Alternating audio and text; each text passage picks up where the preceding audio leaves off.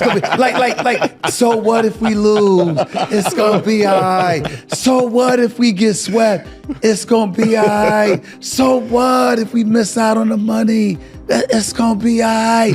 That he just gives you that impression. I'm just getting sued. Everyone's so sensitive.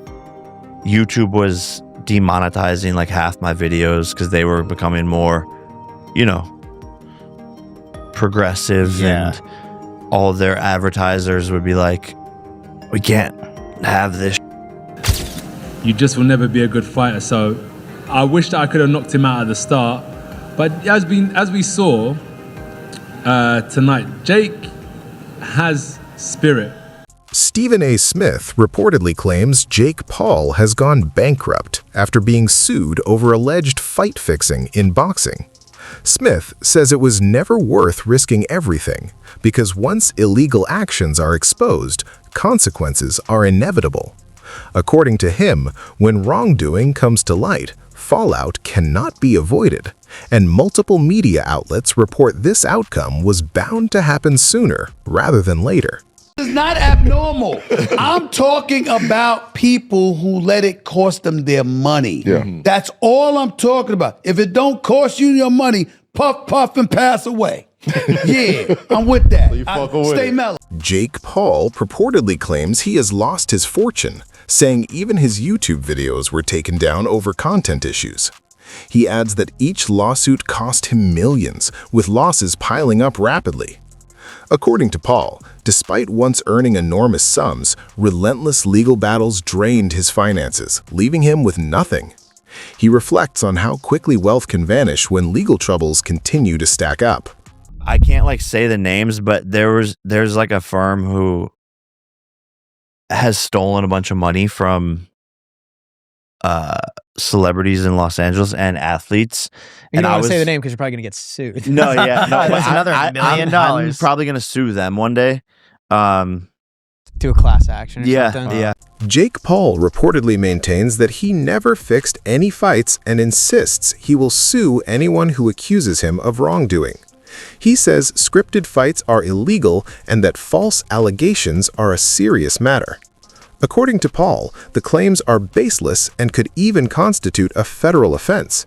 He emphasizes that he will pursue legal action to defend his name and protect his career. Jake Paul versus Mike Tyson was 100% scripted. Mike Tyson repeatedly bit his boxing glove throughout the fight. When fights are scripted, fighters do weird gestures to signal that they're hurt. It's very possible Mike Tyson was biting on his glove to tell Jake Paul to calm down. Now, if that's not enough proof that this fight was scripted, in the middle of the fight, Mike Tyson is literally talking to Jake Paul while they are clinching. Jake Paul dismisses critics by calling them ignorant for labeling his fights as rigged, insisting they don't understand boxing.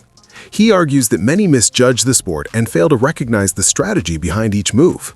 According to Paul, the criticism is unfair and those making such claims lack the knowledge to appreciate the skill and complexity of professional boxing. Have all of us thinking that you was rigging those fights, though. I ain't gonna lie. You honestly believe that? I wanted to believe it when you fought Woodley. Why Rampage? Because I'm an MMA guy. Anyone who believes that narrative, it's like, come on. You think Anderson Silva's gonna lose? You think No. Woodley's gonna take a fall? You know these guys. Yeah, no, I didn't think Anderson would take a fall. People think the Mike Tyson fight's rigged. I try to understand dumb people because I can't relate. Tawny Jeff speaks in Jake Paul's defense, pushing back against claims that Mike Tyson was holding back. He reportedly says Tyson wasn't pulling punches, arguing that if a full shot had landed, Jake would have immediately answered back. According to Jeff, critics simply don't understand boxing and overlook the skill, timing, and strategy involved, making their accusations unfair and uninformed. It's so sad that Mike Tyson has got to do this fight. This is what I wrote on Instagram, and someone commented saying he doesn't have to do it, he's choosing to do it. And then I thought, you know, you're right, he is choosing to do it, but why is he choosing to do it? Well, he's doing it for one reason and one reason only, and that is the money. He's getting paid so much money to do this. So that tells me he's getting bought. So again, it is sad that someone like Mike Tyson can get bought, because this guy is an absolute legend. He shouldn't be able to get bought like this. He's 57 years old. He needs to be enjoying retirement. Now, I don't think that I've got the wealth that Mike Tyson's got. But if someone offered me $20 million to fight Jake Paul, I would say no, because I care too much about me brain health, about me children, about me family, where it seems like he is being bored. And I'm not trying to disrespect the man. I absolutely love the man. It's just so bloody sad, in my opinion. Meanwhile, analysts on the Joe Rogan podcast suggest that Jake Paul's fight with Mike Tyson appeared scripted. They point out that Tyson looked sharp and powerful in training, yet noticeably restrained during the actual bout. According to them, his punches seemed controlled and his intensity deliberately reduced, a contrast to his usual style. The analysts argue this shift indicates the fight was carefully managed rather than fully competitive. They note that the pacing, timing, and in-ring reactions appeared adjusted, leading some observers to question whether the contest was a genuine display or a scripted spectacle.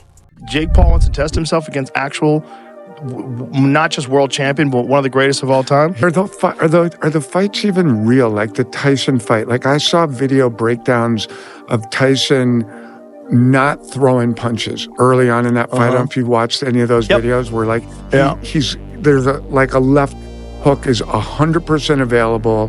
Tyson in training 99% of the time releases that punch and he held up. Like, do you think that was that a real fight? It looked like sparring to me. That's what it looked like. But like with an arrangement beforehand? I wouldn't want to speculate because I haven't talked to anybody about it. But my educated assessment, agree. Yes, agree. It looked like sparring. It didn't look like a fight. Jake Paul's recent fight with Anthony Joshua was surrounded by rumors that he tried to tilt the bout in his favor through strategy and calculated maneuvering. Those plans, however, did not unfold as intended. Instead, Paul appeared focused on survival rather than control. Observers noted moments of defensive skill, but his overall approach was cautious, reflecting the difficulty of facing an elite opponent like Joshua. Analysts say the fight exposed the limits of preparation and tactics, showing that even carefully constructed plans can unravel in the unpredictable reality of professional boxing. Could this be the end for him in terms of what he's doing in the boxing ring? Listen, so long as people will tune in and so long as Jake Paul is paid by Netflix or any broadcaster to air his fights, we're going to see this continue. And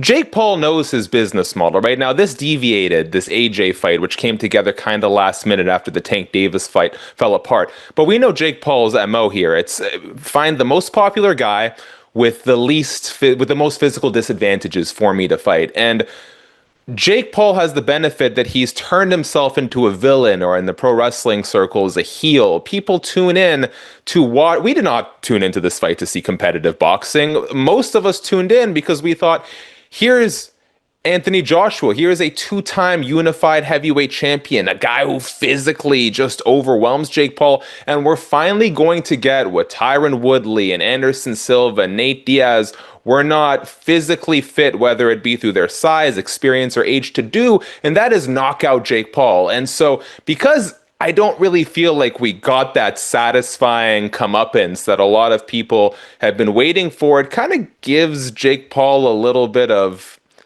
mystique, I'd almost say, to still try and string this along. Now, I don't know in terms, he says he wants to be cruiserweight champion. I'm not quite sure what the competitive road there is, because let's make no mistake, the reason this fight lasted as long as it did is because Jake Paul focused exclusively on being elusive. He did his best, and kudos to him, right? He did a great job of not getting cornered. He was always on the gas until the gas sort of fell out from underneath him. And so I don't quite know, short of leveraging his popularity, how he's going to get to that title shot if he's not actually going to fight, like really fight an elite boxer. Confusion rippled through the audience during the 7th round of Jake Paul's fight with Julio Cesar Chavez Jr., when some fans claimed online sources had already declared Paul the winner before the final bell. Those premature announcements ignited fierce debate across social media, with many questioning the bout's authenticity. Yet this fight was not an isolated case. Observers have long pointed to a recurring pattern in Paul's career: carefully selected opponents, media-heavy promotions, and victories that often appear predetermined.